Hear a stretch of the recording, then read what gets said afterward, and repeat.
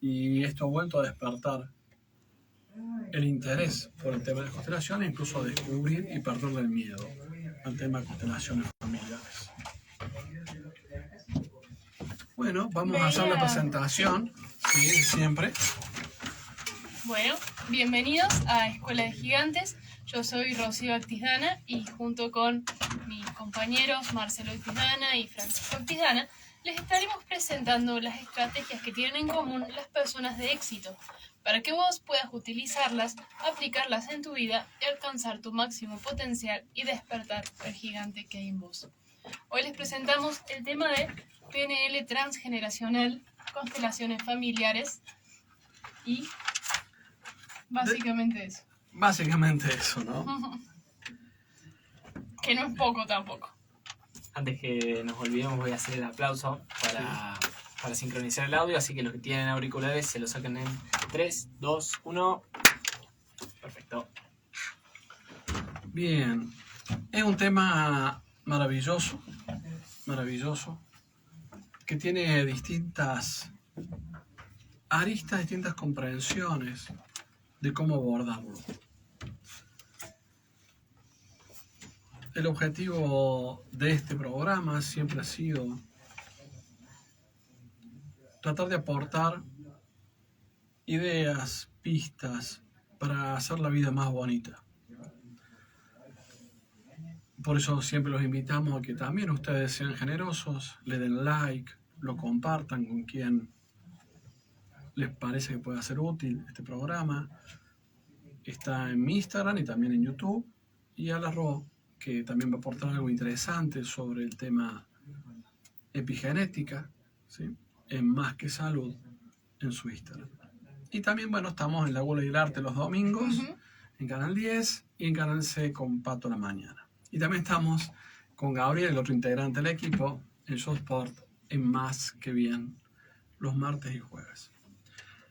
Bueno, vamos entrando ya tranquila y amorosamente en este tema de lo transgeneracional, los sistemas familiares, las constelaciones familiares. Disparados por esta serie turca que me sorprendió gratamente, que se llama Mi Otra Yo. ¿De qué se trata esta serie? Bueno, 3 amigas de toda la vida. Una de ellas tiene cáncer, la otra es médica, que le tiembla la mano, y la otra es una amiga que está casada y con dificultades con su marido. Ese es el planteo inicial. La médica que tiene esta dificultad y cada vez puede operar menos. Y la amiga con cáncer, ya desahuciada, se encuentra en el ascensor con... Esto es el inicio, no spoileo nada, ¿sí? Se encuentra en el ascensor con un nenito que había estado desahuciado también y que se había curado. Y le dice, fuimos a ver a tal persona, dice, anda a verlo, dice, y ahí hay un camino de curación, de sanación. Dice, es más, tenés que empezar a agradecerle.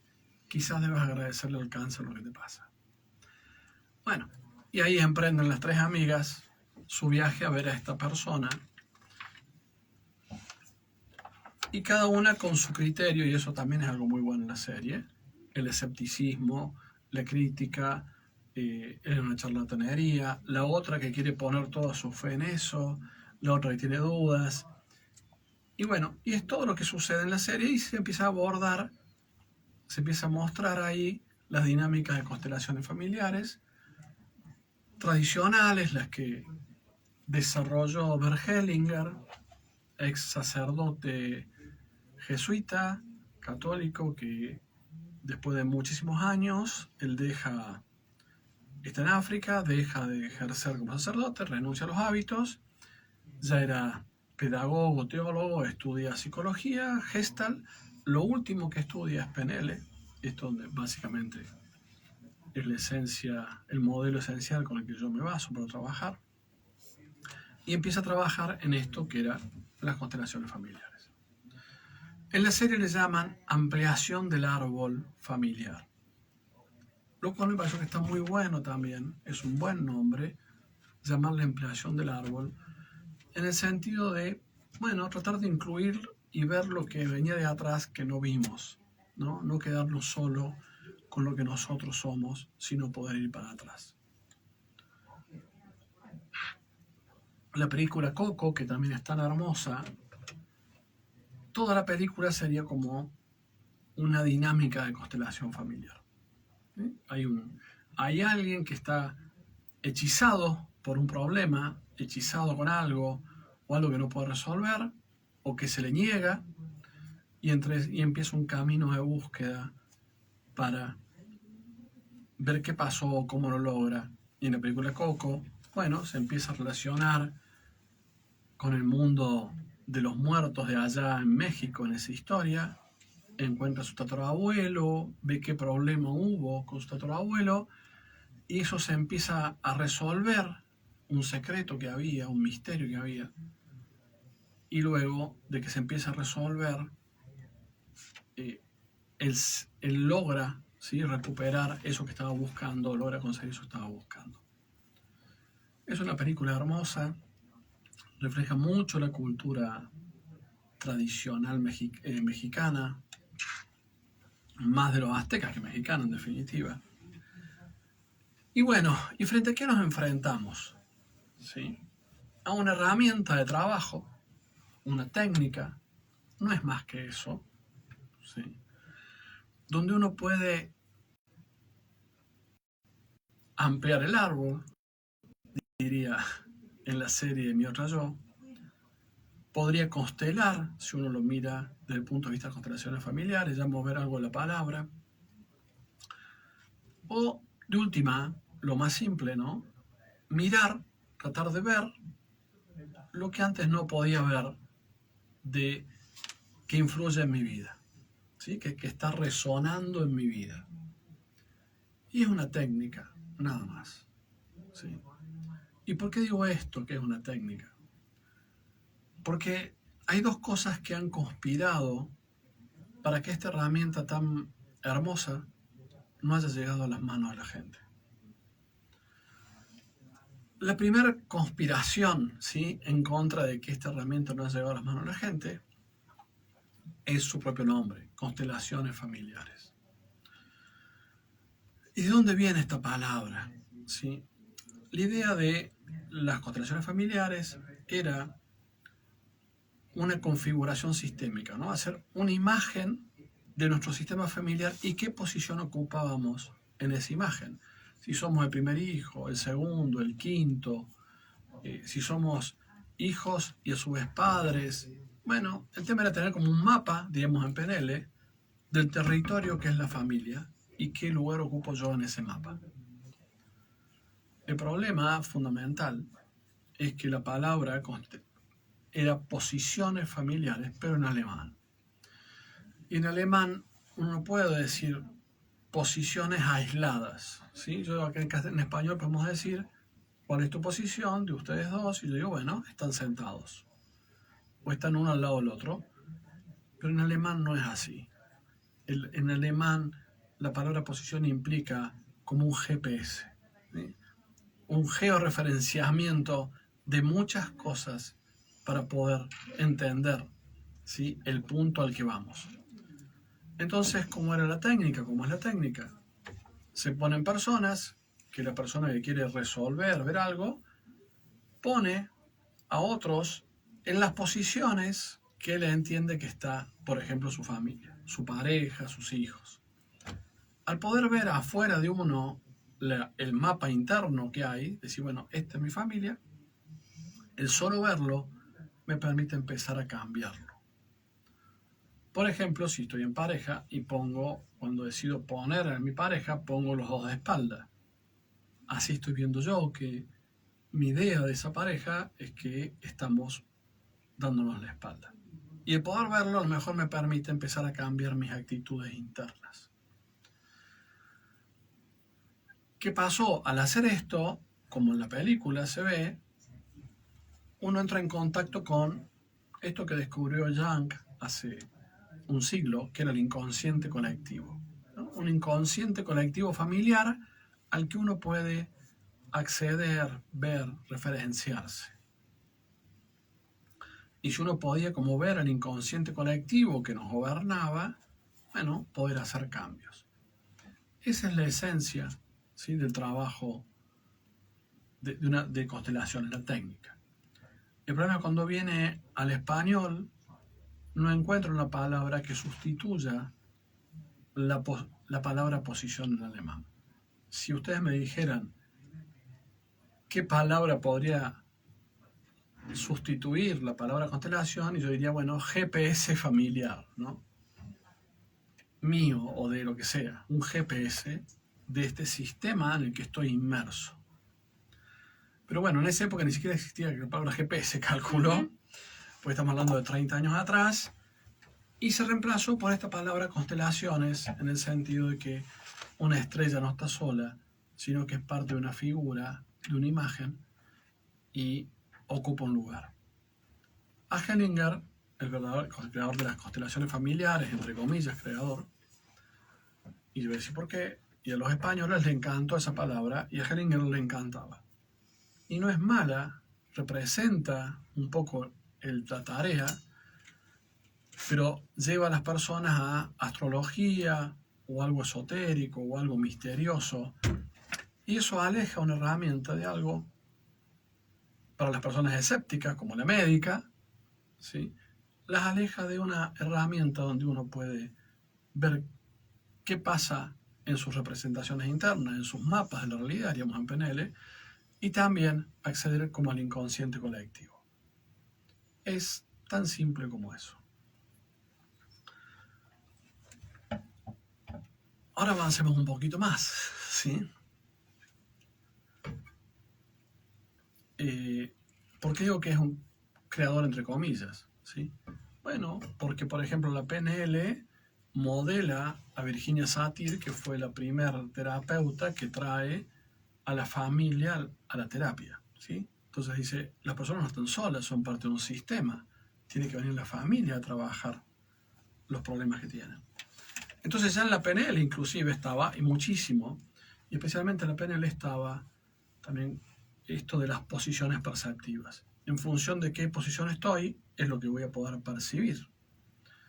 Y ya había trabajos sobre esto. También estaba en la Gestalt y también estaba en la psicología, y en la psicología sistémica y familiar. O sea que no hay como un descubrimiento. En el caso de Hellinger estaba el psicodrama, pero sí Hellinger aporta algunas cosas muy interesantes. Entre esas que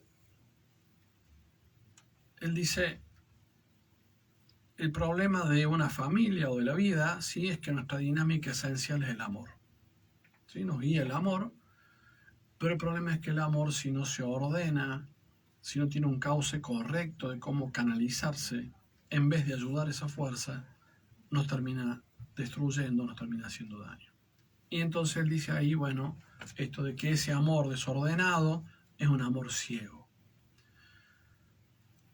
Por ejemplo, cuando alguien sustituye a su mamá por su hija o a su pareja por un hijo o una hija, lo pone en esa posición, ¿sí? Lo pone en ese lugar. Y la posición determina tu percepción y tu poder de actuar en un sistema. Entonces dice, si yo pongo a mi hija, mi hijo, como pareja, es un desorden y en realidad no va a fructificar ni para mí ni para mis hijos ese mismo amor que es lo que nos une. Al contrario, nos va a impedir que nos desarrollemos. Entonces dice Hellinger, bueno, ¿cuál es la tarea? Volver a ordenar el sistema, ¿sí? Volver a ordenar el amor para que vaya por el camino correcto. Y para eso, bueno, hay distintas herramientas para trabajar sobre eso. ¿Y cuál es el otro que conspiró, ¿sí?, para el desarrollo de las constelaciones? Que como aparece como esto mágico, entre comillas, ¿sí?, que es la posibilidad de acceder a lo que llaman el campo o el inconsciente colectivo, y eso, que mucha gente dijo, wow, ¿sí?, esto es mágico, y no me gusta esa palabra. Hellinger usa, es un misterio, que tiene su fundamento en la física cuántica, pero bueno, un misterio es más bonito, ¿sí? Porque la magia no tiene causa, no tiene lógica, no tiene razón. Un misterio, no sabemos cómo funciona, pero sabemos que tiene un orden. Y en base también a eso, que Hellinger era un ex sacerdote y tenía un cierto apego por rituales, ¿sí? Por formas muy rígidas, aparte del alemán, ¿sí? Entonces hay una carga desde mi punto de vista dramática y dura, con muchas razones respecto de Hellinger para que lo hiciera, porque en realidad lo que está de Hellinger en libros son sus intervenciones terapéuticas y hay que tomarlas, o más que terapéuticas, porque hay que sacar las constelaciones del mundo terapéutico y ponerlas en el campo, por lo menos en mi caso, en el campo del desarrollo humano, ¿sí? de restablecer un camino de desarrollo humano y no terapéutico. Al contrario, diría que lo terapéutico está en contra de las constelaciones, y le voy a explicar por qué. Se trata de un camino de desarrollo humano. Lo digo haciendo como unas distinciones nada más que para cortar, poder entender más a dónde el punto que yo quiero llegar.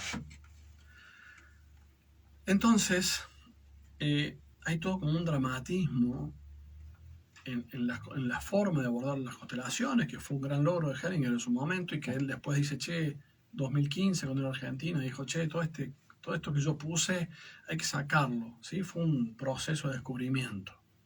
Más vale dejemos que fluyan las cosas como se presentan naturalmente, en la aceptación de lo que sucede. Entonces, este nombre, constelaciones familiares, y cierto el acceder como a este inconsciente colectivo, y este dramatismo hizo que mucha gente dijera, uy, tengo miedo, hay que estar preparado, y no sé qué, y no sé cuánto. Incluso, bueno, si constelás ahora, o constelar es, bueno, trabajo lo mío, tenés que esperar 6 meses para ver que esto se resuelva y bla, bla, que tiene un impacto positivo en algún lugar, que es crear una inducción hipnótica para que la gente le dé más importancia y no que lo pase superficialmente, pero desde mi punto de vista, de la forma que yo trabajo, no tiene ningún sentido dramatizar, ¿sí? Conspira a la larga, cualquier drama conspira, ¿contra qué? Contra el amor, ¿sí? Y ya voy a ir a ese punto. Entonces, ¿qué dice Hellinger? Bueno, este amor, que es lo que nos une a todos, si está desordenado, destruye. Y dice algo para mí tremendo, maravilloso, tirándole un misil a San Agustín, el primer teólogo cristiano, ¿sí? Que dice, ama y haz lo que quieras. Y esa idea quedó en nosotros, el ama, haz lo que quieras, y es por un lado muy bonita, pero en términos prácticos, ¿sí? Termina destruyendo si no tiene un orden. Entonces dice, bueno, primero antes de amar, tiene que haber un orden, ¿sí? Y por eso quizá la vida antes era más simple en algún aspecto, porque estaba más ordenada a través de rituales, ¿sí? El ritual del bautismo, por ejemplo, el caso religioso, el ritual de la confirmación, de casarse a través de una ceremonia, el bautismo después, y todas las religiones tienen estos rituales donde se va ordenando los procesos de la vida y los vínculos, ¿no? Y cómo se trata a los padres, y cómo se trata a los hijos. Y hoy que estamos sin orden en cómo se establecen los vínculos, y encima que los hijos le enseñan a los padres el mundo este digital en el que estamos, y el individualismo como meta en la vida, ha hecho que haya un gran desorden, entre comillas, y todo ese amor que está ahí dando vuelta, no sabemos por dónde pasarlo, cómo canalizarlo, cómo expresarlo.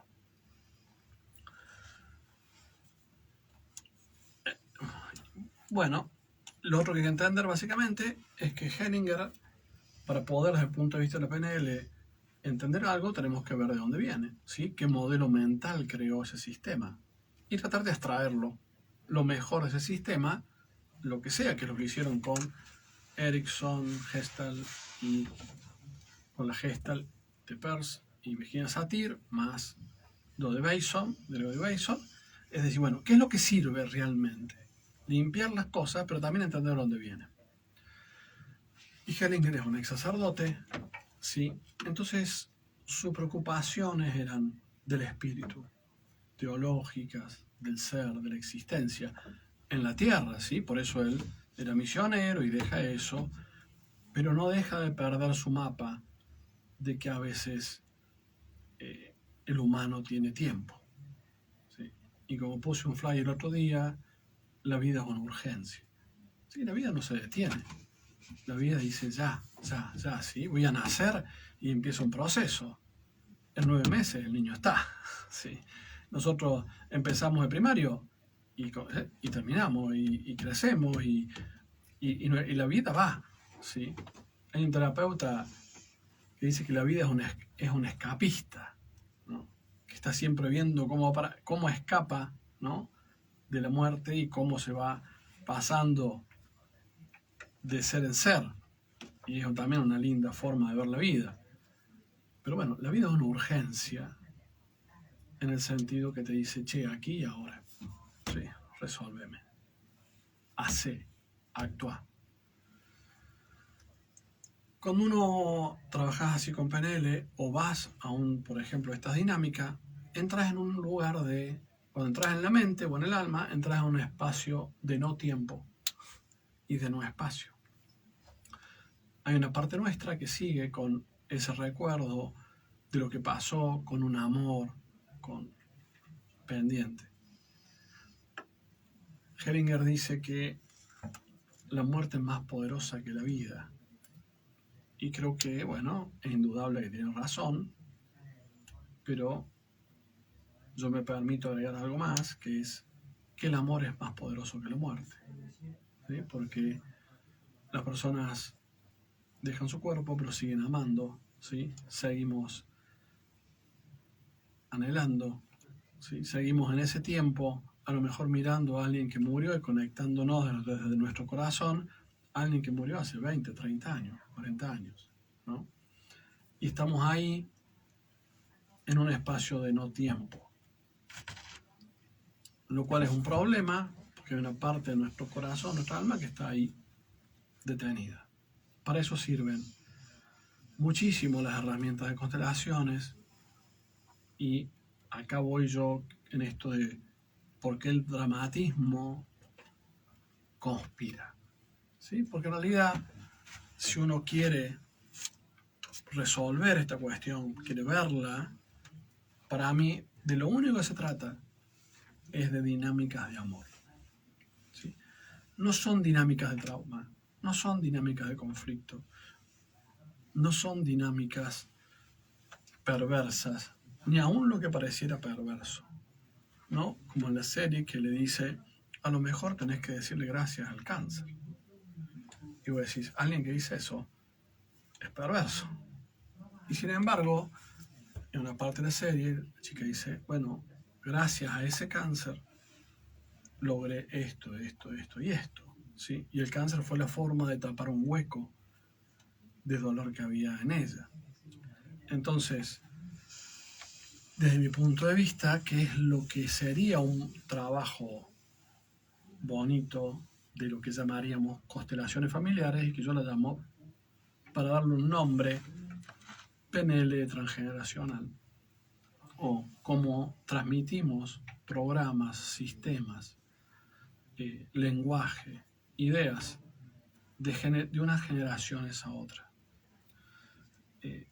Sería básicamente lo único que se trata es poder mirar todo lo que sucede desde un lado amoroso, ¿sí? Desde el lado que en entender que siempre lo que está presente es el anhelo de amor, de que mis padres me aman más, de que mi pareja me ame, de que yo ame a mis hijos, de que ame mi carrera, de que ame lo que sea. Siempre es una dinámica de amor.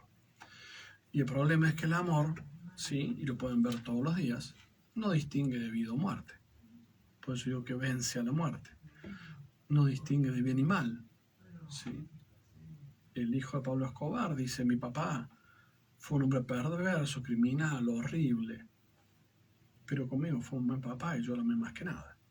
Entonces, el amor no distingue de bien o mal, vida o muerte. Hellinger llama buena conciencia o mala conciencia, ¿sí? Porque alguien que por amor a lo mejor a su país, hoy en Ucrania o en Rusia, es capaz de hacer atrocidades, pero se va a sentir con buena conciencia, hice algo bueno, ¿no? Entonces, es un tema muy complejo. Hellinger dice, puedo entender de que la conciencia nuestra puede servir tanto al mal como al bien. Entonces, para no entrar en temas tan complejos, ¿sí? ¿Qué podemos entender de un abordaje, por lo menos como yo lo hago, ¿sí? Desde el punto de vista de todo el desarrollo que vengo haciendo, y hay algo fundamental en mi trabajo, que es como intransferible, a pesar que estoy dando formaciones.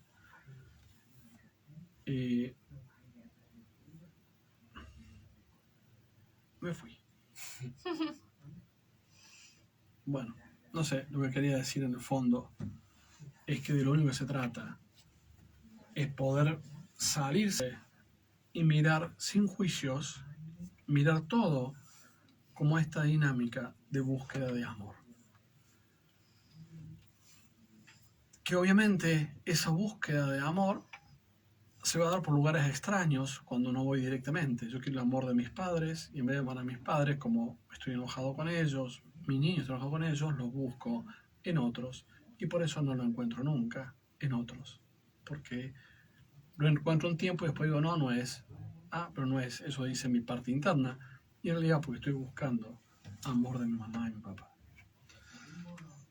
Y además de todas las trayectorias formativas que tengo, ¿sí? Como con John Grinder, todos los niveles más altos de PNL, y con Bandler los niveles más altos de hipnosis, y coaching generativo, con Dill, con Gilligan, y bueno, y en constelaciones con muchos personas que se dedicaban a eso, se dedican a eso, y con Bert Hellinger y su esposa, hay algo que a mí me dio una visión, ¿sí? Muy especial para abordar esto, y también me trajo un PNL, que es el derecho. ¿Sí? Ustedes saben, yo soy abogado, tengo 35 años de abogado, me recibí a los 22 años, adelanté un año, venía adelantado en el secundario, y lo que realmente me gustaba del derecho es la filosofía del derecho, que es por qué las leyes son lo que son, ¿sí? ¿Por qué las leyes? ¿Qué quieren hacer con las leyes? Y las leyes, primero tienen que tener una concepción del ser humano y una concepción de la sociedad. Y nosotros tenemos una concepción católica romana, ¿sí? Canónica, ¿sí? Del derecho canónico y del derecho romano. ¿Y qué hay ahí? ¿Sí? 3.000 años de jueces, abogados, jurisprudencia, defensores, historia, tratando de ¿qué? De ordenar, ¿sí? La vida humana. Y esa es la palabra que usa Hellinger, ¿sí? Para que las cosas funcionen, para que algo funcione, tiene que seguir el orden correcto. Que tiene entonces de padres a hijos, es una jerarquía en la forma en que se hace el intercambio. Él habla del intercambio, ¿no? Esto es lo que hace que las personas puedan, dice que la vida es, ¿no? De tomar y dar y tomar. Bueno, entre la familia es jerárquico, de padres a hijos, y en las parejas, en las sociedades, todo eso es horizontal. Entonces yo estudié Derecho, que en realidad es eso, cómo la humanidad, miles y miles, ¿sí? De legisladores, juristas, sacerdotes, papas, el venir a las Indias y tratar de darle una legislación a los indios que eran semi-humanos, ¿no? Y los esclavos, y estaban los hijos naturales y no naturales, y los incestuosos, y bueno, queriendo darle un orden a todo esto. Eso es el derecho. Intentar darle un orden a la vida humana. Entonces, cada caso que se presenta ¿sí? Si uno estudió filosofía del derecho, que es lo que a mí me gustaba del derecho, toda la cosmovisión filosófica, espiritual, que hace que plasmas en una frase, en una palabra, en una ley, algo, ¿sí? Bueno, cuando lo ves en una constelación, decís, bueno, mira, esto intentaron ordenar a aquella gente. Y le voy a dar un ejemplo muy simple, y por qué yo siempre lo vi así, aparte de mis intereses. Cuando Alfonsín saca la ley de divorcio, año 87, haber sido, 86, no me acuerdo, hasta esa época la gente no se podía divorciar, ¿sí? Se separaba. Entonces la ley reconocía que ese matrimonio se había roto, pero no que eran libres, no se podían volver a casar. Acá tenemos esta unión del derecho civil con el derecho canónico, esta concepción espiritual del matrimonio. Entonces Alfonsín saca la ley de divorcio y se produce una aluvión de divorcios, de gente que quería regularizar su vida, porque ya hacía 20, 30 años se había separado, tenía cada uno su familia, sus hijos, ¿no? Cada uno había seguido su propio destino. E hice muchos de esos divorcios, y que me sorprendió, ¿sí? El hecho de que personas que hacía 30 años se habían separado, incluso a lo mejor habían estado casados un año o poco, cada uno tenía su vida, hacía 30 años que no se veían, y llegábamos al divorcio y todo estaba exactamente igual, no habían pasado los 30 años. Estaba todo congelado en ese momento del tiempo, y que lograba disolver en definitiva el ritual de la sentencia de la Cámara de Familia, ¿no? Que decía, bueno, ustedes están divorciados. Y yo en ese momento me preguntaba, era chico obviamente, me preguntaba, digo, qué loco esto, porque esta gente siguieron sus vidas, pero sin embargo esa parte está todavía congelada hasta que salga esta ley. Y bueno, y esto lo he ido viendo todo el tiempo, ¿sí? Declaratorios de herederos, y por qué hermanos se destruyen por el dinero. Esto que después ves que no es el dinero, ¿sí? Que lo que está en juego es una disputa de amor por el amor de los padres, del que se sintió excluido, y el que no fue menos mirado. ¿Y por qué nuestros derecho canónico romano, que tomamos nosotros, no permitía testamentar a favor de un hijo en desmedro de los otros, ¿sí? Para proteger que todos pertenezcan, proteger la equidad, a diferencia de el derecho anglosajón, no conozco mucho, que podrías donar y dejarle todo a un solo hijo, creería, no sé si es así, pero bueno, en las películas sale así. Si era así, hoy creo que no es tan así. El derecho que empieza a aparecer, ¿no? La mujer, el derecho de pertenecer, antes estaba excluida, ¿sí? El derecho fue intentando ir solucionando, como hoy, las normas inclusivas, el derecho inclusivo para reconocer derechos, y en el fondo decir, che, todos pertenecen, que es una de las dinámicas de las constelaciones familiares, que decir, bueno, los problemas que existen es porque hay algunos que no pertenecen, o sienten que no se pertenecen. Y están excluidos por razones morales o de juicios. Y eso pasaba antes, ¿no? Los hijos naturales, los ilegítimos, estaban excluidos de la herencia, y la mujer estaba excluida de la herencia. Y bueno, todo eso fue solucionando la dinámica, la conciencia colectiva, fue solucionando todas esas dinámicas. Entonces, cuando yo abordo, y mi experiencia fue que en definitiva los conflictos que ya se consolidaban en tribunales, familiares, a veces laborales, societarios, no tenían nada que ver con el derecho, ni con el dinero, ni con nada, sino con la exclusión, las heridas y el amor. Y que se solucionaban a veces con un simple pedir perdón, o que el otro sea visto. Y las demandas eran, porque quiero que sufra y que me vea, que vea lo que me hizo. También algunos saben que soy mediador y profesor de negociación en 3 universidades.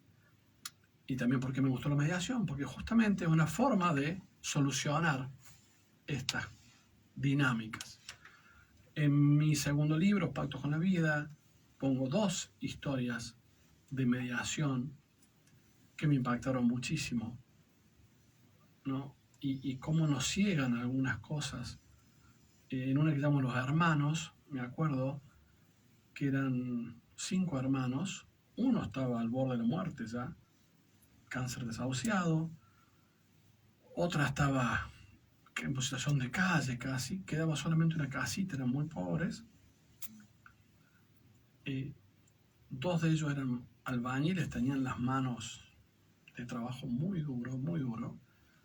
Y en realidad no había mucho por resolver en tema de dinero, casi nada. Y tuvimos 3 mediaciones, no me acuerdo, y no se pudo resolver. Y en realidad lo único que había era esta disputa: mamá te quiso más a vos que a mí, o lo otro, o esto, o vos me heriste, o no sé cuánto. En realidad todo se trata de dinámicas de amor. Y no quiero dejar pasar esto, bueno, decir, pues ya estamos terminando, ¿qué se puede trabajar en una dinámica de constelaciones? Todo. ¿Sí?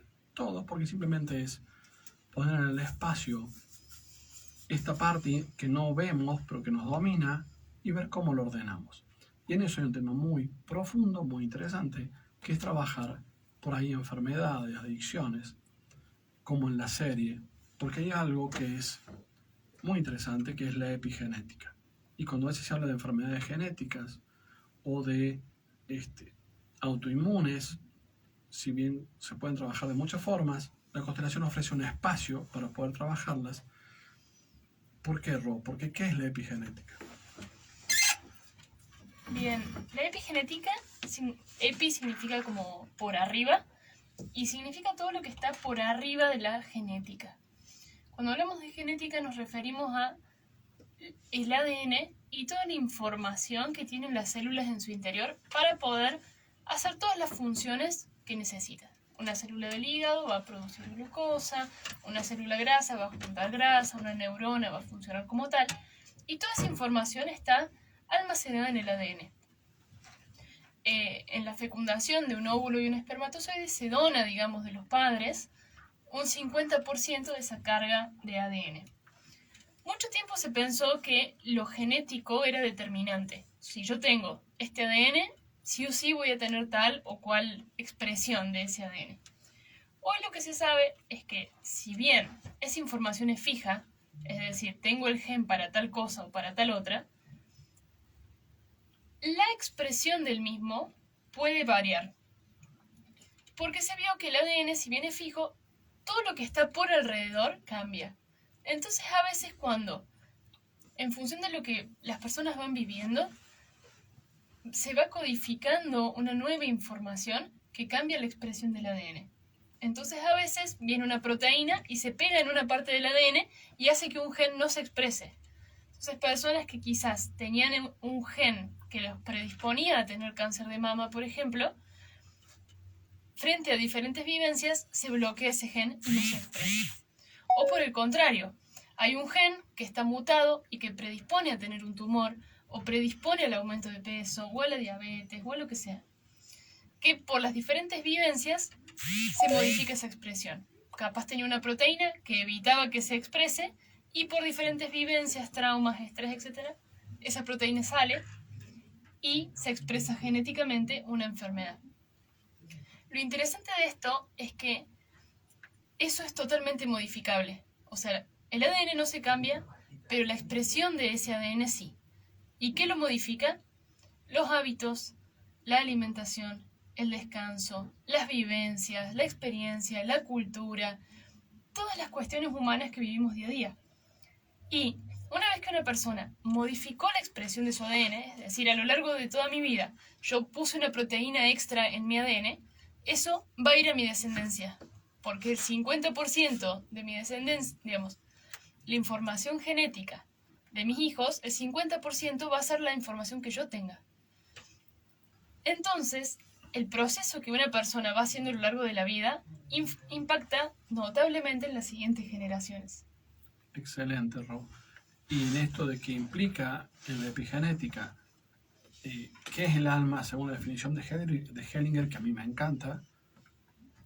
porque el abordaje de Hellinger, el mismo de la PNL, en el sentido de ser fenomenológico, es decir, bueno, no conocemos la esencia de las cosas, pero sí sabemos sus efectos, cómo se manifiestan. Entonces, ¿qué es el alma? Bueno, eso que mantiene unido todo. ¿Sí? ¿Qué es el alma nuestra? Bueno, lo que mantiene unido cuerpo, emociones, conciencia. Hay un alma familiar, un alma colectiva. Y si en esa alma familiar podemos producir cambios en el inconsciente colectivo, indudablemente vamos a beneficiar a los que vienen. Y también se resuelven cosas de atrás. Ya quiero cerrar. Quizás hablaremos en otro programa porque es inagotable, maravillosamente inagotable, como es maravillosamente inagotable el tema del amor y de todos los sistemas en los que estamos inmersos.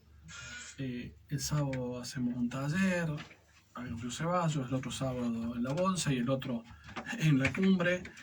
Y bueno, pueden ver este programa aquí, después en mi Instagram, después en YouTube. A mi querida Ro, mi hija mayor, la pueden ver en Más que Salud, en Pato a la Mañana también, en Canal C, en La Gula y el Arte. Y nada más por hoy. Nada más, nos quedamos con mucho por decir, pero será para un siguiente programa. No lo dejamos hablar a Fran, ¿no? No.